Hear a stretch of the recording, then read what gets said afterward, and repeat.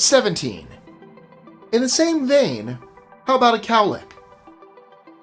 Well, in 1983, taking my hat off again, an English farmer named John Coombs said his cow, Primrose, gave him a long lick on the scalp. A few weeks later, he claimed he saw new hair growing for the first time in 25 years.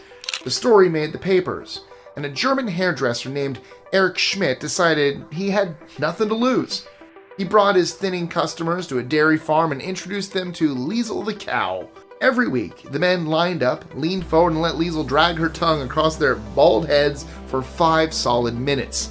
Each session cost $14, which was probably a lot to pay for cow saliva. After 4 months, only one man managed to grow a few wisps of peach fuzz, but they kept coming back anyway. So, was it a cure? No one ever proved anything, but it definitely earned its place in the stranger chapters of hair loss history. Alright, back on. 16. Some people feel a rush of pure joy before a seizure. Most people picture seizures as something that must be frightening and disorienting, but a small group of patients experience something very different in the seconds before one hits.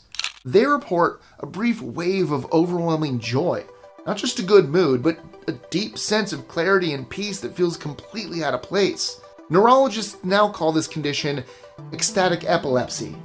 Dostoevsky mentioned the same rush in his journals, which led neurologist Fabienne Picard to look into it. She eventually traced the feeling to the anterior insula. When a seizure starts there, the brain stops signaling that anything is off. So, for a brief moment in time, everything feels absolutely perfect. Some patients have said that the experience changed their whole outlook on life, even though it is followed by a classic seizure.